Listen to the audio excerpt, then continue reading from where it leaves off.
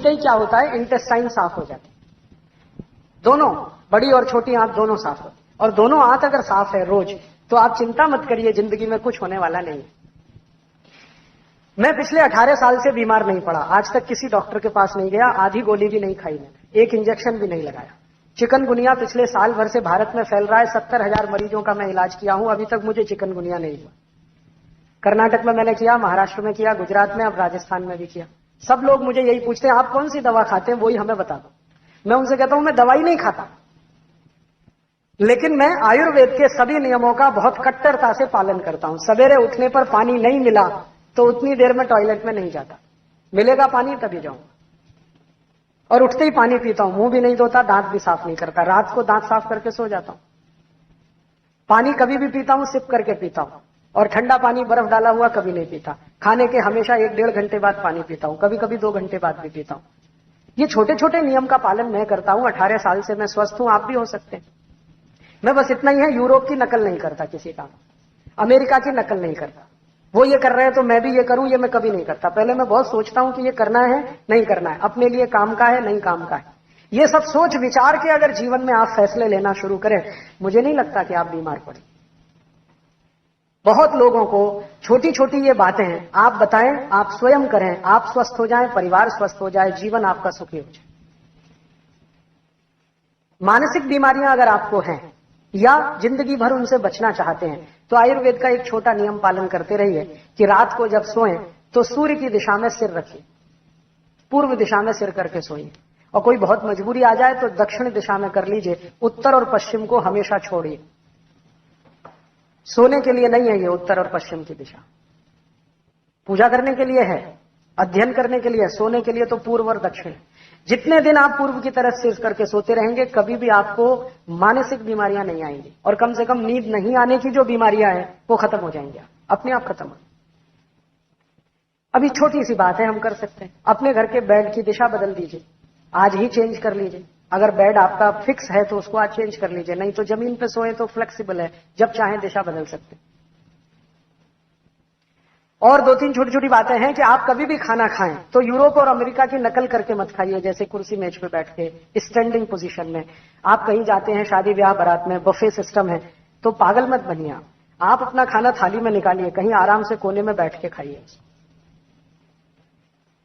इसमें कोई हम छोटे होने वाले नहीं। हमको ये शर्म आती है कि सब खड़े होके खा रहे हैं, हम नहीं खाएंगे तो हम उनको मूर्ख तो वो है। आप कम से कम उन मूर्खों में इंटेलिजेंट रहिए। और कोई पूछेगा जी क्यों बैठ के खा रहे हो, तो उनसे कहो कि मेरे घुटने अभी काम करते हैं, कमर भी काम करती है, दोनों फ्लेक्सिबल है, हम बैठ सकते हैं। जब नहीं बैठ पाएंगे तब सोचेंगे खड़े खड़े खाएं। तो घर में डाइनिंग टेबल पे खाना ना खा के जमीन पे बैठ के खाएं। भारत में सबसे अच्छे खाने की पद्धति है सुख आसन में बैठ के खाना, और खाने के बाद 10 मिनट कम से कम वज्रासन जरूर करें, दोपहर को हो या शाम को। और दोपहर के खाने के बाद 20 मिनट विश्राम करें, पहले 10 मिनट वज्रासन, फिर 20 मिनट विश्राम। और रात को अगर खाना खाया तो 10 मिनट का वज्रासन करके टहलने को जरूर जाए, कम से कम 500-700 कदम चले। 1000 कदम चलेंगे तो बहुत अच्छा है। ये मुश्किल से 10-12 सूत्र मैंने आपको बताए हैं, यही जिंदगी भर आपको निरोगी बना देंगे, और कुछ करने की जरूरत ही नहीं। वैसे तो कुल सूत्र 2000 से ज्यादा है, मैंने आपको 10-12 बताए हैं, क्योंकि ज्यादा बताऊं तो आपके दिमाग में बैठेंगे नहीं। सरल सरल सूत्र हैं, इनको आज से ही शुरू करिए। और मेरी आप सबको विनती है कि अपने बच्चों को तो इनका संस्कार दे दीजिए अभी से।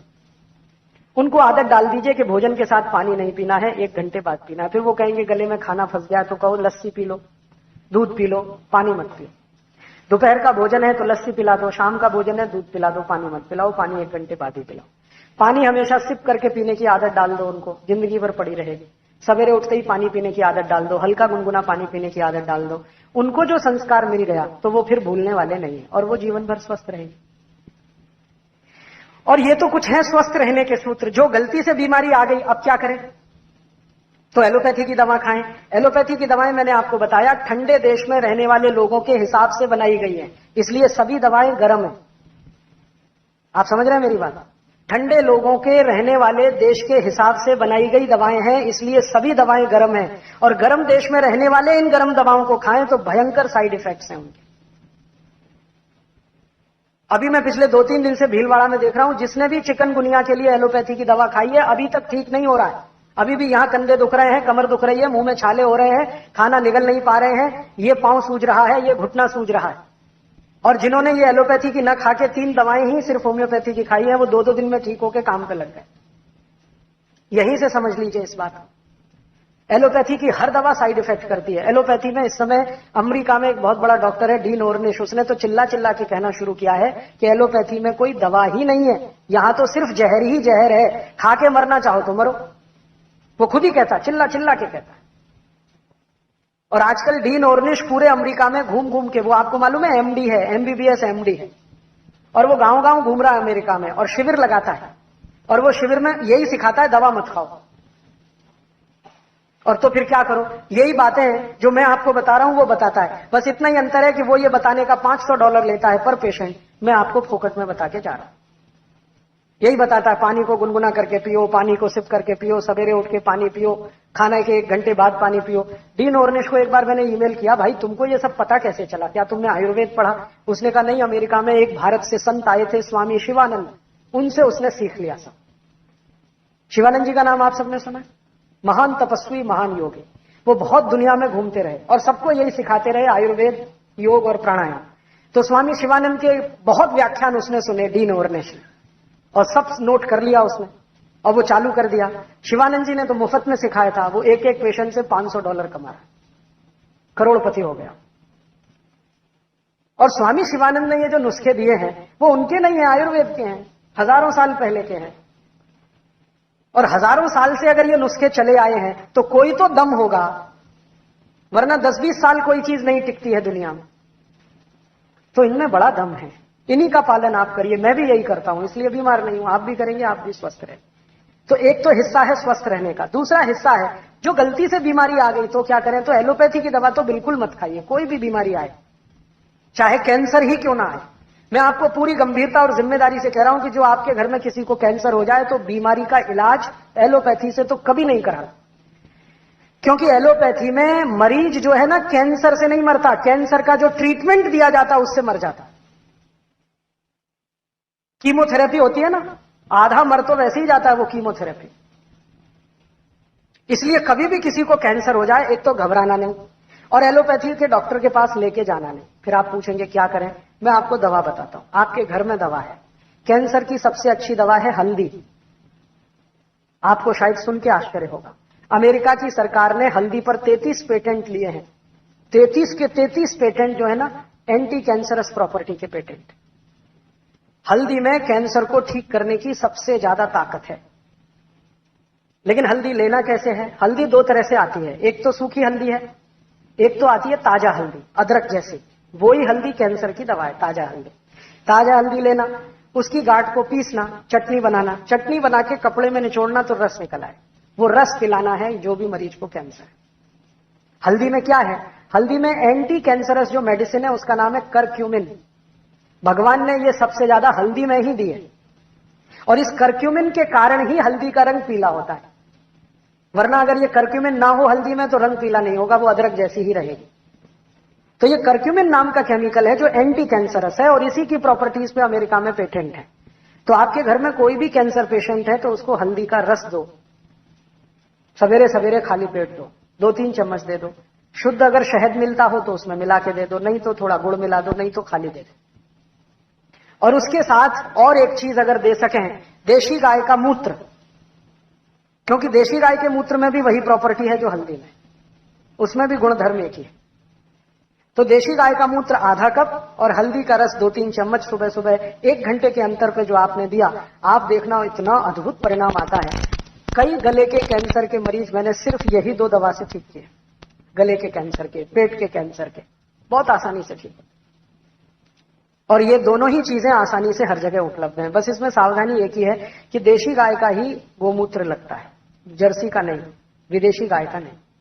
और देशी गाय का मूत्र लेते समय ध्यान इतना रखना कि वो गाय गर्भवती ना हो, गर्भावस्था में है तो उसका मूत्र नहीं लेना, बस इतना ध्यान रखना। माने गाय की बछड़ी का लेना कभी भी, आसानी से ठीक होने वाली बीमारी। कैंसर के ठीक होने में बहुत बार आसानी है, लेकिन इसका दुष्प्रचार इतना हुआ है कि सब डर जाते हैं और घबरा जाते हैं। और डरने और घबराने के बाद होता क्या है कि तुरंत डॉक्टर के पास जाके ऑपरेशन करा लेते हैं। और सब वैज्ञानिक कहते हैं कि जो कैंसर को ऑपरेट कर दिया तो कभी ठीक होता नहीं, पेशेंट भी जाता है, पैसा भी जाता है। आयुर्वेद तो यह कहता है कि शरीर में सभी गांठ कैंसर नहीं होती। आप ध्यान रखना इस बात। हमारे शरीर के किसी हिस्से में कोई गांठ हो जाए तो तुरंत हमें शक होने लगता है कि जी कहीं कैंसर तो नहीं हो गया। डॉक्टर कई बार आपकी अज्ञानता का फायदा उठाते हैं। थोड़ी सी भी गांठ कहीं हो गई, डॉक्टर कह देते हैं अरे ये तो ट्यूमर है, कैंसर हो सकता है। आप घबरा जाते हैं, तुरंत डॉक्टर कहता है इस गांठ को कटवा के निकलवा दो। अगर वो कटवा दिया तो जरूर कैंसर हो जाएगा।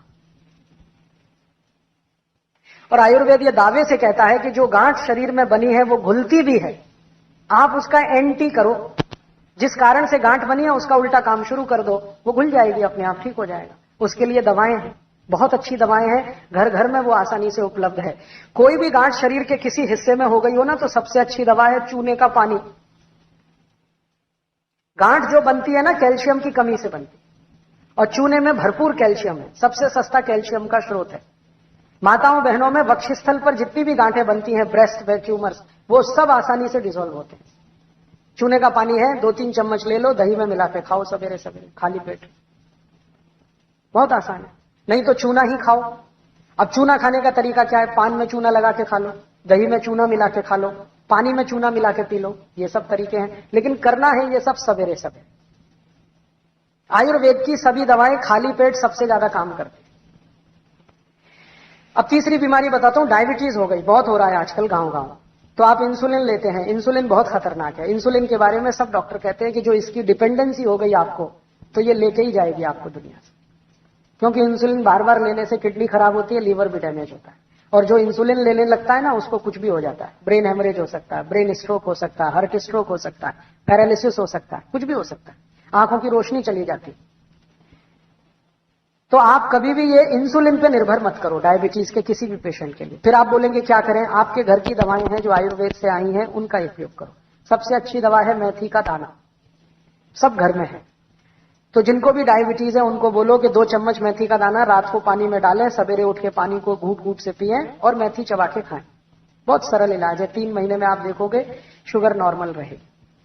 लेकिन शुगर नॉर्मल हो जाए तो ये मतलब नहीं है कि मेथी का दाना छोड़ देना, आगे कभी भी ना हो, भविष्य में थोड़े दिन खाते रहो। और जो और ज्यादा शुगर है, मेथी के दाने से नहीं मिट रही है, तो एक छोटा काम करो कि मेथी का दाना खाया, उसके आधा पौना घंटे के बाद करेले का थोड़ा रस पी लो, आधा कप, बहुत जल्दी ठीक हो जाएगी।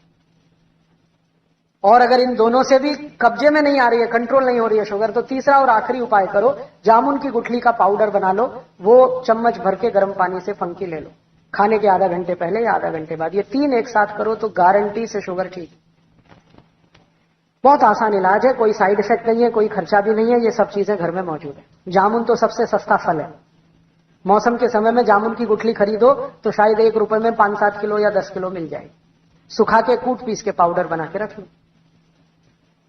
ऐसे ही अगर आपको जॉइंट्स पेन बहुत होता है, घुटने में दर्द है, एड़ी में दर्द है, कमर में, तो भी मेथी दाना अद्भुत काम करता है। क्योंकि वात से होने वाली कोई भी बीमारी में मेथी दाना अद्भुत काम करता है। और जॉइंट्स पेन सब वातज बीमारियां हैं, वात की होने वाली बीमारी, सब घर में मेथी दाना है। एक मेथी दाने को मैंने 48 बीमारियों में उपयोग करके देखा है, बराबर काम करता है। गंभीर से गंभीर बीमारी और आसान से आसान बीमारी में काम है मेथी दाने का। एक बहुत गंभीर बीमारी अक्सर माताओं बहनों को होती है। कोई मां अगर गर्भावस्था में है तो बच्चा उत्पन्न होने के बाद उसका गर्भ अपने स्थान से खिसक जाता है, जिसको यूट्रस डिस्प्लेसमेंट कहते हैं, गर्भाशय का अपने स्थान से खिसक जाना। अब डॉक्टर के चक्कर में अगर आप फंसे तो वो तो क्या बोलता है कि ये तो अब खिसक गया अपने स्थान से, तो इसको काट के निकालो। अगर काट के ही निकालना था तो भगवान ने दिया क्यों? मूर्ख तो नहीं है भगवान, कम से कम डॉक्टर की तुलना में तो मूर्ख नहीं है वो। हर डॉक्टर के पास एक ही जवाब है, काट के निकाल दो, काट के। और जिस मां का गर्भाशय कट गया उसकी जिंदगी कट जाएगी, फिर पूरी जिंदगी उसको पीठ दर्द होगा, पांव में दर्द होगा, घुटने दुखते रहेंगे, और इतना दर्द होगा किसी दवा से रोकेगा नहीं। फिर जब उसकी मृत्यु होगी तो दर्द ठीक होगा। इतना खराब है ये। तो आप कभी भी कोई डॉक्टर के ये बहकावे में नहीं आना। वो ये कहता है ना गर्भाशय काट के निकाल दो, तो कहो जयराम जी की तुम तुम्हारे घर में बैठो, हम कहीं और जाएंगे, और आप घर में इलाज कर लो। जो भी माता या बहन का गर्भाशय थोड़ा भी अपने स्थान से हट गया है, उसकी सबसे अच्छी दवा है यही मेथी का दाना। इसके लड्डू बनाओ गुड़ और घी के साथ, और वो मां को रोज लड्डू खिलाओ सवेरे शाम। आप देखना 20-25 दिन में अपने आप गर्भाशय अपने स्थान पे आ जाए। अद्भुत काम करता है ये मेथी। आपको नींद नहीं आती है तो आपका ये जो अंगूठा है ना, अंगूठा, इसके नाखून के दोनों साइड में मेथी दाने बांध के पट्टी लगा लो, बहुत गहरी नींद में सो जाओ। अंगूठे के नाखून जहां खत्म होते हैं उसके नजदीक मेथी दाना रखो और टेप लगा लो दोनों तरफ, और आप देखो कितनी गहरी नींद आती है। बहुत अद्भुत काम करता है। किसी बच्चे को कान में बहुत दर्द हो रहा है, 2-3 मेथी दाने डाल दो, 5 मिनट ऐसे रखो तो दर्द बंद हो जाएगा, ऐसे कर दो मेथी दाना निकल जाए। मैंने बताया आपको 48 बीमारियों में प्रयोग किया मेथी। कभी भी ये ना नहीं बोलता, रिजल्ट हमेशा देता है। और हमारा घर कोई ऐसा है नहीं जहां मेथी दाना मिले नहीं। अद्भुत है, आप इसको जरूर घर में रखो, भरपूर इस्तेमाल करो। और ऐसे ही बहुत अच्छी दवा अपने घर में है दालचीनी। मेथी दाने के बाद दूसरी सबसे अच्छी दवा जो मुझे नजर में आई है वो दालचीनी। एक दालचीनी से लगभग 43 रोग ठीक होते, अकेली दालचीनी। दालचीनी तो आप जानते ही हैं, वो उसको पीस के पाउडर बना लो, तज कहते हैं, शायद उसको तज कहते हैं, यहां दालचीनी कहते हैं। हाँ, ये वही है ना सिनामोन जिसको अंग्रेजी में कहते हैं। हाँ, तो ये अद्भुत है दालचीनी। हार्ट के पेशेंट को दे दो, इसका काढ़ा बना के, बहुत अच्छा काम करता है। ब्लड प्रेशर बहुत हाई हो गया है, दालचीनी का काढ़ा पीना शुरू कर दो। ब्लड प्रेशर बहुत लो है तो दालचीनी का काढ़ा पियो, थोड़ा गुड़ डाल के पियो। अगर आपको बहुत अच्छे पेट खराब रहते हैं, माने ज्यादा दिन पेट खराब रहता है, दालचीनी लेना शुरू कर दो। पेट के साथ ये संधिवात रहता है तो दालचीनी ले लो, कब्जियत रहती है तो बहुत काम आती है दालचीनी। मोटापा बढ़ गया है तो दालचीनी का उपयोग कर लो, बहुत अच्छी है। ये पाउडर फॉर्म में इस्तेमाल की जाती है। ऐसे ही अपने घर में एक बहुत अच्छी दवा है धनिया। धनिया सूखा वाला और ताजा दोनों काम आते हैं। अगर आपको एनीमिया है, माने खून की कमी है, तो हरा धनिया पीस पीस के चटनी बना बना के खूब खाओ, उसका रस भी। और सूखा धनिया सबसे अच्छा काम आता है थायराइडिज्म। अगर हाइपरथायराइडिज्म है, थायराइड बढ़ा हुआ है, या हाइपोथायराइडिज्म है, घटा हुआ है, दोनों ही स्थिति में सूखे धनिये को पानी में डालो, पानी को उबालो और सवेरे सवेरे घूट घूट पियो, तो लगभग 20-25 दिन में सब तरह का थायराइड खत्म कर देता है सूखा धनिया। ऐसे ही आपके घर में एक बहुत अच्छी दवा है काला नमक और सेंधा नमक। आपको तो मेरी विनती है कि आप घर का नमक बदल दो अपना। पहले तो ये पिसा हुआ तो लाना बंद कर दो, आप या तो सेंधा नमक लाओ, नहीं तो काला, और वो डेले वाला लाओ। और सब्जी में नमक सब्जी बनाते समय डालो, सब्जी बनने के बाद नमक कभी मत डालो, क्योंकि सब्जी बनने के बाद नमक डाला तो वो जहर जैसा काम करता है। दाल बनने के बाद नमक डाला तो जहर जैसा काम करता है। और एक परंपरा बंद कर दो ऊपर से नमक डाल के खाने की। अगर कोई दिन आपको ऐसा लगता है कि नमक कम है तो कम नमक का ही खा लो, ये ऊपर से डाल के खतरनाक है। इसमें क्या होता है, 2 चीजें होती हैं। एक तो जिसने बनाया है खाना उसका अपमान कर रहे हैं आप, उसको ये सिग्नल दे रहे हैं कि देखो तुमने नमक बराबर नहीं डाला है। भले आप बोले या ना बोले, उसको ये हर्ट तो करने ही वाला है, तो उसका अपमान कर रहे हैं और अपने शरीर का भी नाश कर रहे हैं। तो ऊपर से नमक डाल के तो खाना बिल्कुल बंद कर दो। थाली में नमक रख के बैठना, नमक जितना डालना है सब्जी बनते समय, माने उबलना चाहिए, नमक डलने के बाद उसमें उबाल आना चाहिए। ऐसे ये बुरक के खाना ये तो बहुत खराब। जैसे हम सलाद पे कई बार नमक बुरक के खाते हैं, ये बंद कर दो। अगर कोई मजबूरी ही है, बुरक नहीं है, तो वो काला नमक थोड़ा बुरक लो, और ये सफेद वाला तो बिल्कुल नहीं। तो इन चीजों से आप बहुत इलाज कर सकते हैं। नमक बदल दो, आपकी बहुत बीमारी चली जाए। और 1-2 छोटी बातें बताता हूं कि आपके घर में कुछ ऐसी औषधियां हैं जिनको दुनिया भर के लोगों ने आज मान्यता दे दी है। वो उसमें से एक है तुलसी। अगर तुलसी आपके घर में है, श्याम तुलसी घर में है जिसके पत्ते गहरे हरे होते हैं, तो आपके घर में सब बीमारियों का इलाज है। इस तुलसी के पत्ते का काढ़ा बना के जो भी पी लेगा उसको कभी चिकनगुनिया हो नहीं सकता, ये गारंटी मैं देता हूं।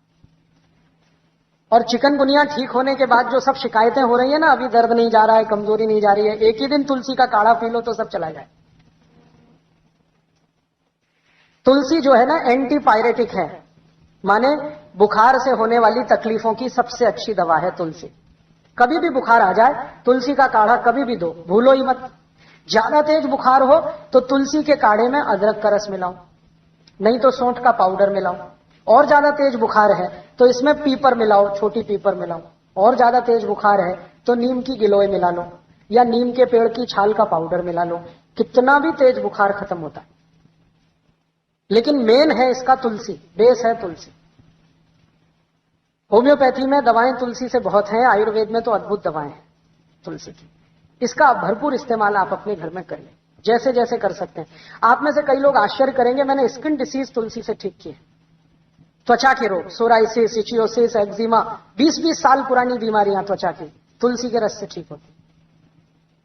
अद्भुत है तुलसी, आप रखो इसको घर में बना। और ऐसी तुलसी के जैसी ही एक बहुत अच्छी चीज है पुदीना, वो भी बने तो गमले में कर लो घर में। और इन दोनों से बराबर ही अच्छी एक चीज है एलोवेरा, ग्वारपाठा, जरूर रखो अपने घर में। ग्वारपाठे का रस अद्भुत काम करता है, त्वचा की बीमारियों में काम करता है, पेट साफ करने में काम आता है। कान में कितना भयंकर दर्द हो, ग्वारपाठे का रस थोड़ा गर्म करके एक ही बूंद टपकाओ, 3 सेकंड में दर्द खत्म कर दो, विद इन 3 सेकंड्स। इंजेक्शन से भी तेज गति से काम करता है। किसी स्त्री और पुरुष को नपुंसकता की शिकायत हो, ग्वारपाठा बिल्कुल ठीक कर देता, कंप्लीट क्योर करता है। शरीर को ताकत बढ़ानी हो, बहुत कमजोरी लग रही हो तो ग्वारपाठा अद्भुत काम करता है। बाल बहुत झड़ते हो, गुच्छे के गुच्छे निकलते हो, ग्वारपाठे का रस बाल में लगाओ, जैसे तेल लगाते हैं, 1 घंटे के बाद धो लो तो बाल झड़ना बंद करा देता है। बाल ज्यादा काले रखने हैं तो ग्वारपाठा सप्ताह में 1 दिन लगाते ही रहो, रस के रूप में, अद्भुत काम करता है। आंखों की रोशनी बढ़ानी हो तो ग्वारपाठे को इस्तेमाल कर सकते हैं, पीने के रूप में ले सकते हैं। बच्चों को फोड़े फुंसियां बहुत होती हैं, 1-1 चम्मच ग्वारपाठे का रस 3-4 दिन पिला दो तो सब फोड़े फुंसियां होना बंद। गर्मियों में घमौरियां बहुत हो जाती हैं तो ग्वारपाठे का इस्तेमाल कर सकते हैं। मनुष्यों में, पुरुषों को एक बहुत खराब बीमारी होती है, उसको बार्बर स्टिचिंग कहते हैं। दाढ़ी बनाओ ना, उसके बाद लाल लाल फुंसियां हो जाती हैं, उनको बोलो कि ग्वारपाठे का रस लगा के फिर शेविंग करें तो कभी ये तकलीफ नहीं आती। बहुत अच्छी दवा है, घर में है, आप लगा सकते हैं। घर में भी हो सकता है, खेतों में भी हो सकता है। एक दिन मैंने ये सब गिना तो 108 दवाएं हमारे रसोई में हैं, 108, और इनसे हर बीमारी ठीक हो सकती है। कहीं घर के बाहर जाने की जरूरत ही नहीं है। और मैं तो सबको चिल्ला चिल्ला के कहता हूं कि आप बीमारी से नहीं, डॉक्टर से बचो। बीमारी खतरनाक नहीं है, डॉक्टर खतरनाक। एक बीमारी से दूसरे में फंसाएंगे, दूसरे से आपको तीसरे में ले जाएंगे, ठीक ही नहीं होने देंगे। और आजकल डॉक्टर जो दवाएं आपको खिलाते हैं ना, वो दवा अपनी मां बहन को कभी नहीं खिला सकते, ऐसी दवाएं आपको खिला देते। जिन दवाओं पर कोई क्लिनिकल ट्रायल्स नहीं हुए हैं, जिन दवाओं को किसी ने अप्रूव भी नहीं किया है, उनको धड़ल्ले से प्रिस्क्राइब करते हैं, क्योंकि कमीशन मिलता है। और ये कमीशन खोरी इतना बढ़ गया है कि अब अच्छा डॉक्टर चिराग लेके ढूंढने निकलो तो कोई एक मिले, मुश्किल से एक मिले। इसलिए आप इनसे अगर बचे रहें तो आपकी जिंदगी बहुत सुरक्षित रहने वाली। तो ये छोटी छोटी कुछ बातें मैंने आपसे कही, आप इनका पालन करें। एक तो हमारा आयुर्वेद का हिस्सा है, स्वस्थ कैसे रहें उसके कुछ सूत्र मैंने बताए। एक तो बीमारी आ गई तो अपने घर से उसका कैसा इलाज करें। कोई बीमारी ऐसी नहीं जिसका रसोई से इलाज ना हो सके, और अगर बहुत अधिक जरूरत पड़ेगी तो रसोई से 2-4 कदम ही आगे जाना पड़ेगा। कोई ना कोई वृक्ष, कोई ना कोई पौधा, कोई ना कोई फल ऐसा है जो आपकी सब बीमारियों को ठीक करेगा। मैं बताना भूल गया, ये जो मेथी का दाना है सभी गायनिक प्रॉब्लम्स में बेस्ट मेडिसिन, सभी गायनिक प्रॉब्लम। आपको मेंसेस से जुड़ी हुई जितनी भी तकलीफें होती हैं, आप मेथी दाना लेना शुरू कर दीजिए, आप भूल जाएंगे कि वो कोई तकलीफ भी थी। समय से मेंसेस नहीं होता, बहुत देर से होता है, दर्द बहुत होता है, डिस्चार्ज बहुत होता है, ब्लड बहुत जाता है, या व्हाइट डिस्चार्ज बहुत होता है, ये सभी बीमारियों में अद्भुत काम करता है। और ऐसी ही एक और दवा है, उसको भी कभी मत भूलिए, हमेशा आप याद रखिए, शतावरी। महिलाओं की लगभग जितनी समस्याएं हैं, 23-24 हैं, सब एक ही दवा से ठीक हो सकती है, शतावरी। और शतावरी का ही बहुत सारी दवा कंपनियां उपयोग कर करके पता नहीं क्या क्या बना रही हैं महिलाओं के लिए। नारी संजीवनी बटी तो नारी ये बटी तो नारी वो, सब शतावरी और कुछ नहीं है उसमें। अगर आप वो उनकी दवाएं लाएं तो 400-500 रुपए लीटर पड़ती हैं, घर में बनाएं तो 40 रुपए किलो में सब बन जाए। शतावरी हर जगह मिलती है, आयुर्वेद की सब दुकानों पर। लेने का तरीका बहुत सरल है कि आपको कोई भी ऐसी समस्या है जो आपके गायनिक प्रॉब्लम के लिमिटेशंस में आती है, शतावरी का चूर्ण ले लीजिए, वो एक तरीका है। उसमें थोड़ा गुड़ मिला दीजिए, नहीं तो बूरा मिला लीजिए, बूरा सबसे अच्छा होता है। शतावरी में बूरे का कॉम्बिनेशन बहुत है। तो शतावरी का पाउडर फॉर्म रखिए एक डिब्बे में, थोड़ा बूरा मिला के पी लीजिए, माने खा लीजिए, पीछे से गर्म पानी पी लीजिए। ये सबसे आसान तरीका है। नहीं तो शतावरी को पानी में डालिए, गर्म पानी में डालिए और घोल के पानी पी जाइए, ये दूसरा तरीका। ये दो सबसे आसान तरीके हैं। कुछ कुछ बीमारियों में शतावरी को शहद के साथ लेना पड़ सकता है, कुछ बीमारियों में शहद आप नहीं ले सकते, कुछ जैन धर्म के पालन करने वाले शहद नहीं ले सकते हैं, तो गुड़ ले लीजिए, गुड़ के साथ आप उसका उपयोग कर सकते हैं। है अद्भुत। और मैंने इसके अभी एक नए एक्सपेरिमेंट किए हैं। पहले तो मैंने ये कभी नहीं किया था। शतावरी से मैंने तो बहुत बार गायनिक प्रॉब्लम्स ही ठीक की हैं, लेकिन अभी हाल में कुछ मैंने एक्सपेरिमेंट किए तो पता चला कि शतावरी दवा से सबके चश्मे उतर जाते। जिसको भी चश्मा उतारना हो, स्त्री हो या पुरुष, बच्चा हो या बड़ा, सबको शतावरी खिलाओ, सबके चश्मे उतर जाए। अद्भुत तरीका मैंने बताया। पाउडर फॉर्म में ले लो, थोड़ा बूरा मिला लो, नहीं तो खांड आती है ना, खांड, शक्कर छोड़ के कुछ भी मिला लो, चीनी छोड़ के कुछ भी मिला लो आप। चीनी और शतावरी का कॉम्बिनेशन ठीक नहीं बैठता है, कोई भी मीठी चीज आप उसमें मिला सकते हैं। शहद है, खांड है, बूरा है, और या वो आता है ना गुड़ को पीस के एक पाउडर बना देते हैं, वो आप इस्तेमाल कर सकते हैं। चश्मा उतारने में काम आएगा, गायनिक प्रॉब्लम ठीक कर देगा, विटामिन ए से भरपूर है। जिनको भी विटामिन ए की कमी है शरीर में, किसी को भी दे दो। और शतावरी इतनी सस्ती औषधि है, आसानी से हो जाती है, इसका वृक्ष भी आसानी से लग जाता है, लेकिन इसके वृक्ष की जड़ ही काम में आती है। ये जो कुछ भी है ना, शतावरी की जड़ का ही चूर्ण है। पत्ते भी कभी कभी काम आते हैं, लेकिन सबसे ज्यादा जड़ काम में आती है। अगर आपके घर में थोड़ी भी कहीं जगह है, किचन गार्डन जैसा कुछ है, तो शतावरी का एक पेड़ जरूर लगा लो आप। तुलसी के 2-3 पेड़ लगा लो, एलोवेरा 2-4 जगह लगा दो, पुदीना जरूर लगा के रखो, हरा धनिया जरूर लगा के रखो, और लौकी की बेल जरूर रखो।